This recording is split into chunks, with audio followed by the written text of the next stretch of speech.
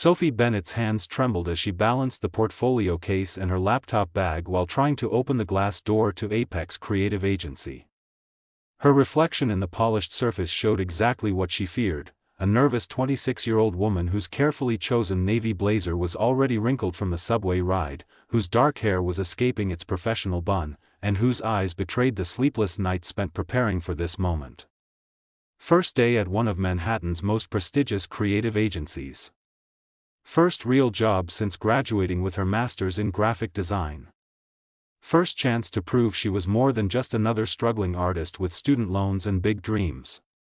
She made it through reception, past the minimalist lobby with its award-winning campaigns displayed on digital screens, and into the bustling creative floor.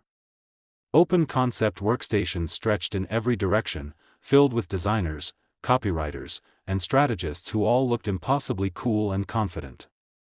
Sophie Bennett? A woman's voice cut through the ambient noise of keyboards and creative discussions. Sophie turned to find herself face to face with Rachel Monroe, the senior art director she'd met briefly during her interview. Rachel was everything Sophie aspired to be: polished, commanding, with platinum blonde hair styled in a severe bob and wearing a black ensemble that probably cost more than Sophie's entire wardrobe. "Yes, hi, I'm so glad to." "You're late," Rachel interrupted, checking her designer watch. "Your start time was 8:30. It's 8:47. The subway was delayed, and I." "Excuses on your first day." "Impressive." Rachel's smile didn't reach her eyes. "The Meridian Hotel's presentation is in 15 minutes. Conference room 3. Don't embarrass us." Before Sophie could ask what she was supposed to present, Rachel had disappeared into the maze of workstations. Panic flooded Sophie's chest. She'd studied Apex's portfolio extensively, but she hadn't prepared any presentations. This was supposed to be orientation day. Another designer, a kind-faced woman in her 30s, leaned over from a nearby desk. "Don't worry too much. Rachel does this to all the new people. Just observe and take notes. You're not expected to present anything." Relief washed over Sophie. "Thank you. I thought." "Sophie Bennett." Rachel's voice rang out again. "Conference room 3. Now. And bring the Meridian visual mock-ups from your portfolio. Mr. Cross wants to see fresh perspectives." Sophie's relief evaporated.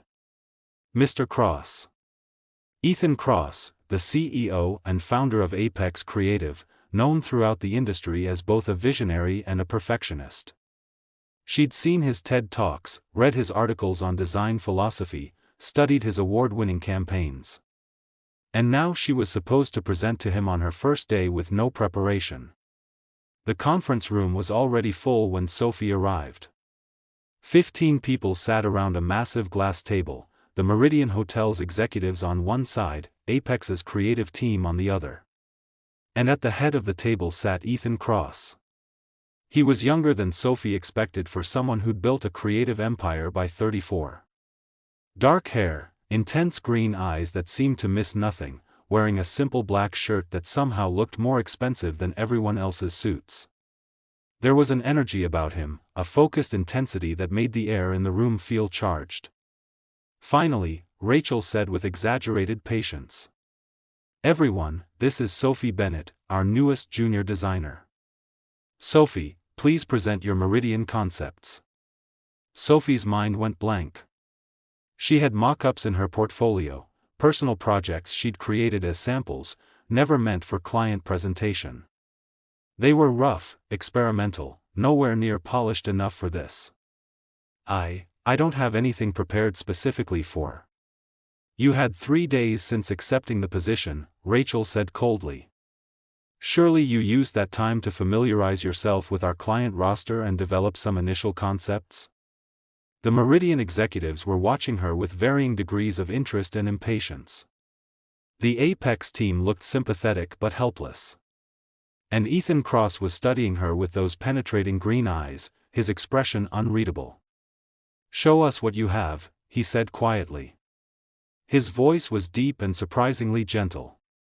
With shaking hands, Sophie opened her portfolio and pulled out the mock-ups.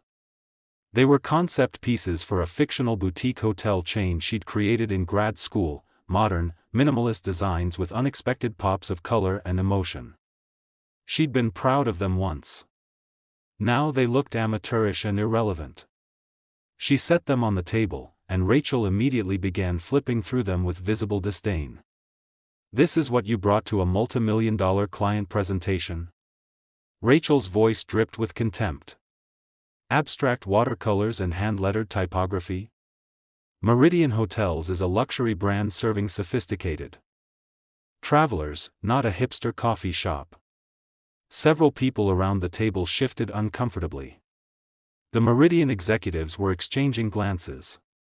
"These concepts don't align with anything we discussed in the brief," Rachel continued, warming to her subject. "They show a fundamental misunderstanding of luxury branding, corporate identity, and client needs. Honestly, I'm questioning whether you even read the materials I sent you." "I never received any materials," Sophie said quietly, her voice barely above a whisper. "Excuse me? I said I never received any brief or materials.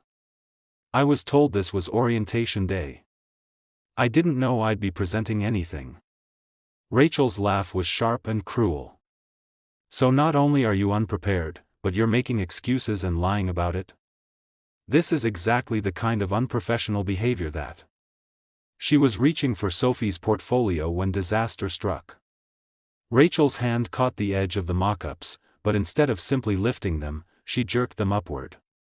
The sudden movement sent Sophie's open water bottle, perched on the edge of her laptop bag, flying across the table. Water arced through the air in slow motion. It splashed across the Meridian executives' presentation folders, soaked the printed brochures Rachel had prepared, and cascaded onto the laptop displaying their digital presentation. Sparks flickered. The screen went dark. The room fell into absolute, horrified silence. Sophie stared at the spreading puddle, at the ruined documents, at the dead laptop, and felt her entire world collapse. This wasn't just a bad first day. This was career suicide. She would be fired, blacklisted, probably become a cautionary tale told to future design students about how not to start your professional life. "You absolute disaster," Rachel hissed, standing up so fast her chair scraped against the floor. "Do you have any idea what you've just done? That laptop contained 6 weeks of work. Those brochures were custom printed at significant expense. You've completely destroyed this presentation." "It was an accident," Sophie managed, though tears were already burning behind her eyes. "I can fix this. I can reprint everything, I can." "You can't fix incompetence." Rachel's voice rose to a shout. "You clearly don't belong here. You don't have the skills, the professionalism, or the basic intelligence required for this position." She turned to Ethan. "Mr. Cross, I apologize on behalf of the entire creative team. This is completely unacceptable. I recommend immediate termination." Sophie felt the tears spill over. She wanted to defend herself, to explain that this was all wrong, that she was good at her job, that this wasn't who she really was.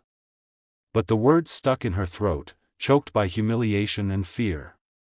"Pack your things," Rachel said with finality. "Security will escort you out within the hour." "Actually," Ethan Cross's voice cut through the room like a blade through silk, "that won't be happening." Every head turned toward him. He had been so still during the entire exchange that Sophie had almost forgotten he was there. But now he stood, and his presence seemed to fill the entire room. "Mr. Cross," Rachel began, her tone immediately shifting to something ingratiating, "I assure you." "What I just witnessed," Ethan said, his voice quiet but carrying unmistakable authority, "was not incompetence. What I saw was a senior art director setting up a junior employee to fail, then publicly humiliating her when the inevitable disaster occurred." The temperature in the room seemed to drop 10 degrees. "Sir, I was simply maintaining our professional standards." Your standards seem to involve hazing new employees and creating hostile work environments. Ethan's green eyes were cold as they fixed on Rachel. Did you send Sophie the client brief? Rachel hesitated. I assumed HR would have. Did you tell her she would be presenting today? Another hesitation. I expected initiative and preparation from. Answer the question, Rachel. Did you or did you not inform Sophie Bennett that she would be expected to present client concepts on her first day of employment? The silence stretched. Finally, Rachel said stiffly, no. But that doesn't excuse. It excuses everything. Ethan turned his attention to Sophie, and his expression softened in a way that made her heart skip. Miss Bennett, I apologize on behalf of Apex Creative. This is not how we treat our team members. Please take a seat. Sophie sank into the nearest chair, her legs no longer able to support her weight. Ethan addressed the Meridian executives. Gentlemen, I apologize for this disruption. I'm going to personally oversee a revised presentation for you by the end of the week. I think you'll find it worth the short delay. The lead executive, a distinguished man in his 60s, smiled slightly. Given what we just witnessed, Mr. Cross, I think we'd all appreciate seeing how you handle crisis management. End of week is acceptable. As the Meridian team filed out, Ethan turned back to Rachel. My office. Now. We need to discuss whether your management style aligns with the culture I'm building here. Then he looked at Sophie, and something passed between them, a connection she couldn't explain, a recognition that felt electric and terrifying. Miss Bennett, please clean this up, then come to my office in 30 minutes. I'd like to discuss your future at Apex Creative. As Sophie rushed to find paper towels, her hands still shaking and her mind reeling, she had no way of knowing that this disastrous morning was about to become the most important day of her life. She didn't know that Ethan Cross had been watching her portfolio long before she applied, had specifically requested she be hired, had been waiting for an opportunity to intervene in Rachel's toxic management style. And she certainly didn't know that in 30 minutes, she would walk into Ethan's office and discover a secret that would change everything she thought she knew about art, creativity, and the universe itself. All she knew was that somehow, impossibly, she still had a job, and the most brilliant creative mind she'd ever encountered had just defended her when no one else would. 30 minutes later, Sophie stood outside Ethan Cross's office on the top floor, trying to calm her racing heart. The executive level was quiet, luxurious, with floor-to-ceiling windows overlooking Manhattan. Through the frosted glass door, she could see Ethan's silhouette. She knocked softly. Come in. Ethan's office was unexpected. Yes, it had the requisite expensive furniture and breathtaking views, but it also felt like a working artist's space. Sketches covered one wall. Paint-stained easels stood in corners.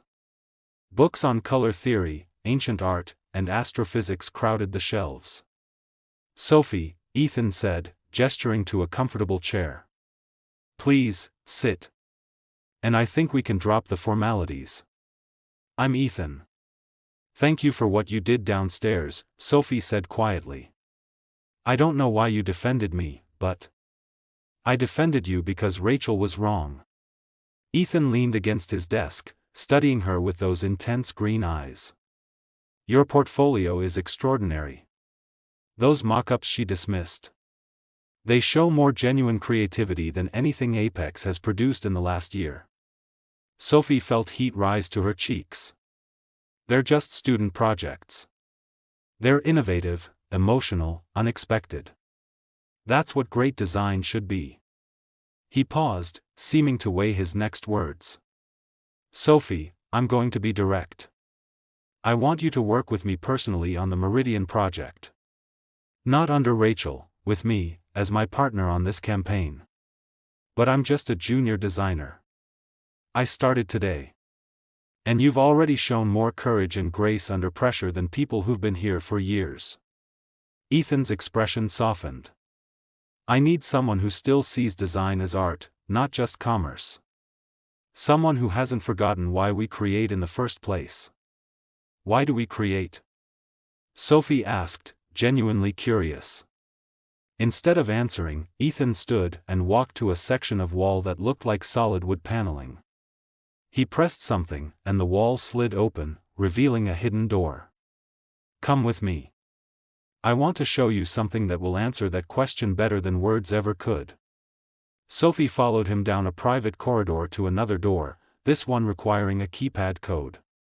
Beyond it was a studio space that took her breath away. It was enormous, with skylights letting in natural light, and every surface covered in artwork unlike anything she'd ever seen. The paintings seemed to glow from within, colors shifting and moving as if alive. Sculptures made of materials she couldn't identify floated in midair, rotating slowly. And everything, pulsed with an energy that made Sophie's skin tingle. What is this? She whispered. The work of someone who understands art on a level humans are only beginning to comprehend.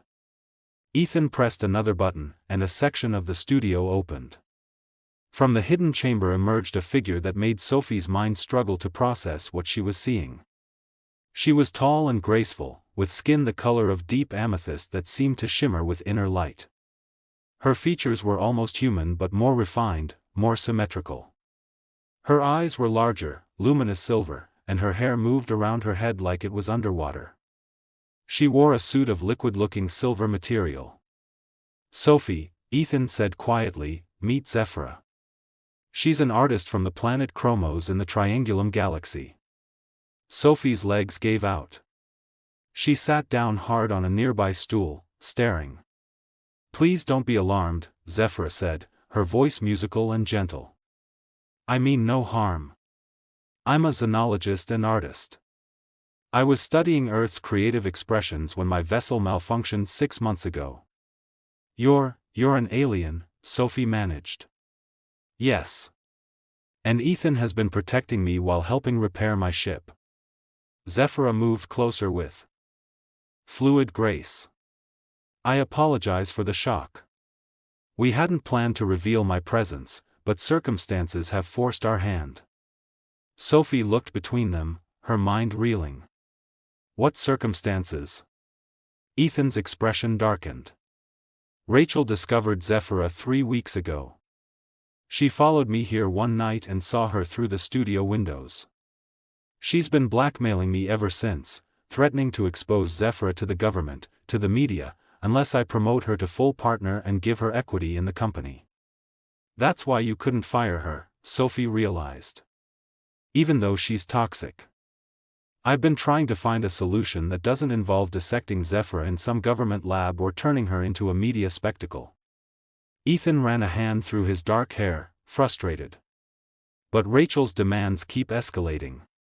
Today, setting you up to fail, that was her way of demonstrating power, showing she can destroy anyone who threatens her position here. Zephra placed a gentle hand on Sophie's shoulder, and warmth radiated from the touch. Your mock-ups today, they showed something rare. Emotional resonance. On Chromos, we don't just create art. We channel pure emotion into physical form. Your work has that quality, even if you don't realize it. Sophie stared at the glowing paintings on the walls. You made these? Yes. Each one is a crystallized emotion, joy, wonder, longing, hope. On my world, artists are revered because we help others understand their own feelings. Zephra's silver eyes were kind. You have that gift, Sophie. I could sense it in your portfolio. How can I help? The words came out before Sophie could think them through. Ethan looked surprised. Sophie, you don't have to. Rachel tried to destroy me today. You saved me. And Zephra deserves to go home safely, not become some government experiment. Sophie stood, steadying herself. What do you need? Over the next hours, they explained everything. Zephra's ship was hidden in a warehouse Ethan owned in Brooklyn. The quantum drive needed specific crystalline structures to function, materials that existed on Earth but required careful synthesis. Ethan had been using his company's resources to help, disguising the purchases as art supplies and experimental design materials. "How long until the ship is repaired?" Sophie asked. "Another 2 months, perhaps 3. Zephira gestured to a holographic display showing complex schematics. "But Rachel's blackmail is escalating. She's threatening to expose everything next week unless Ethan signs over 30% of Apex Creative." Sophie's mind raced. "What if we give her something else? A distraction?" "Like what?"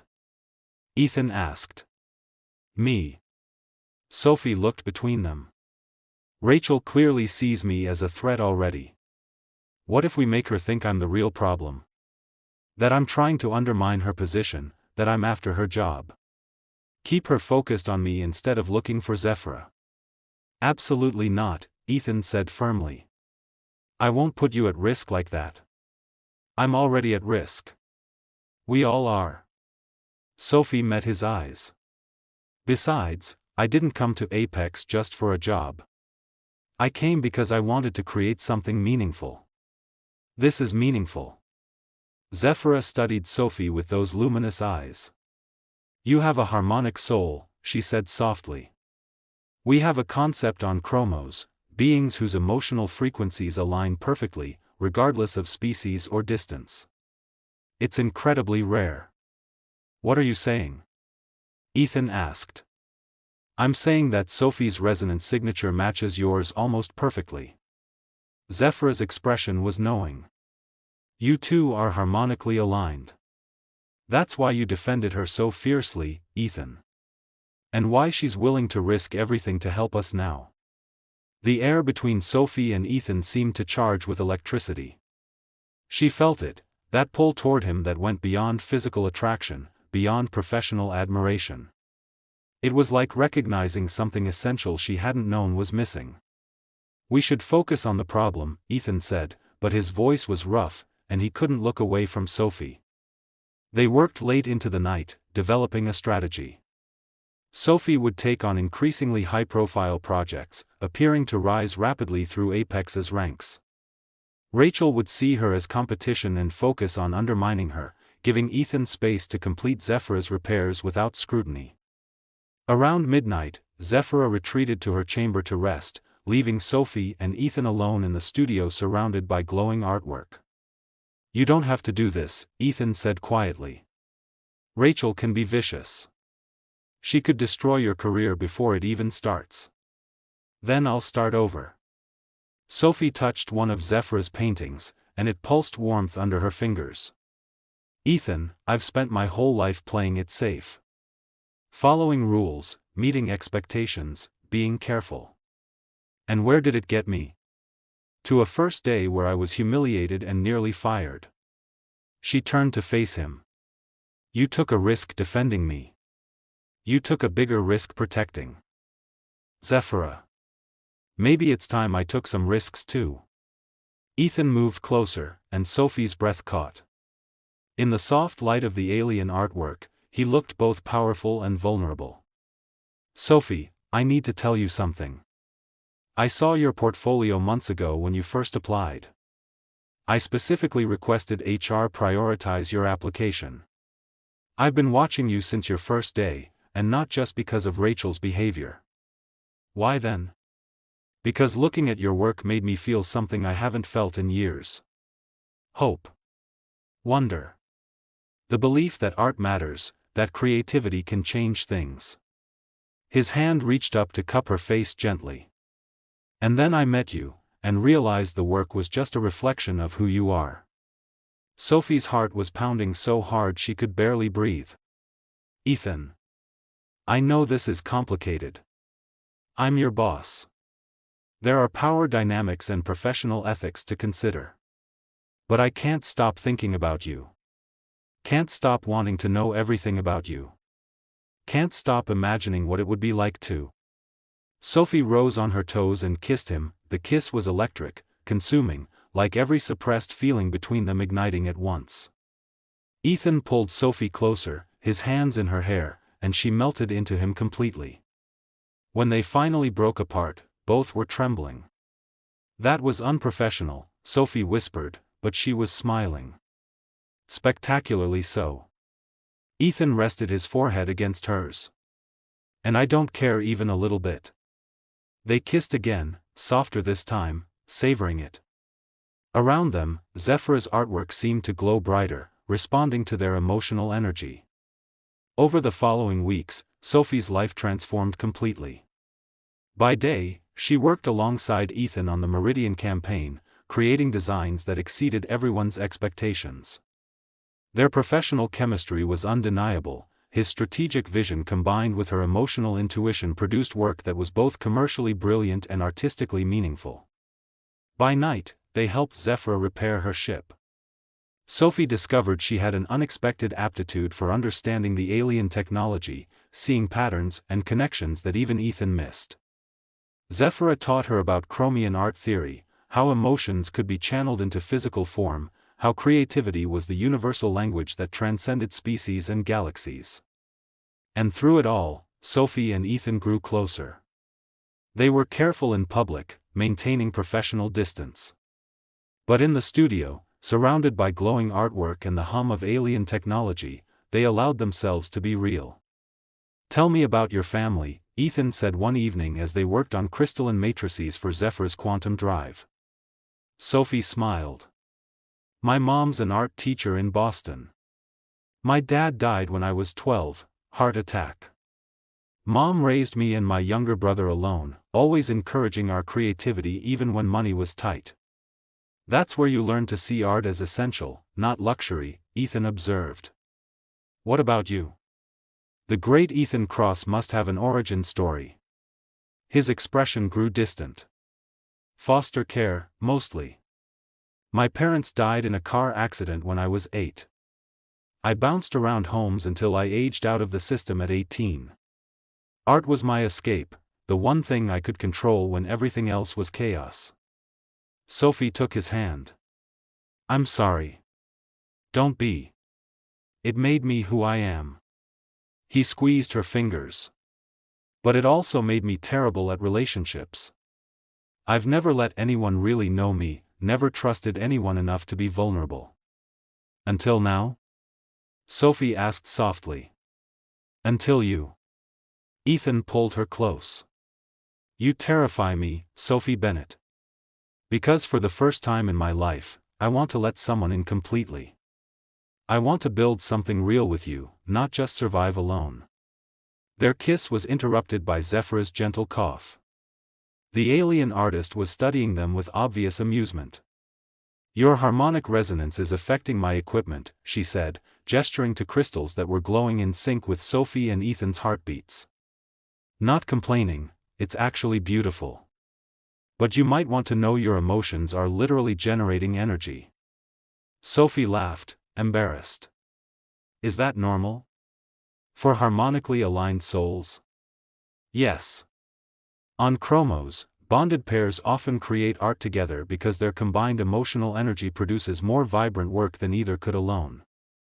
Zephyr gestured to a canvas she'd been working on. "Would you like to try?" She handed them each a brush and a palette of paints that seemed to shimmer with inner light. "Don't think about what you're creating. Just feel, and let the emotion flow through you." Sophie and Ethan stood before the canvas, brushes poised. Then, without discussing it, they began to paint. Their movements synchronized naturally, Sophie's sweeping curves complementing Ethan's bold lines. The colors they chose, her soft purples and blues, his deep greens and golds, blended into something extraordinary. When they stepped back, the painting seemed to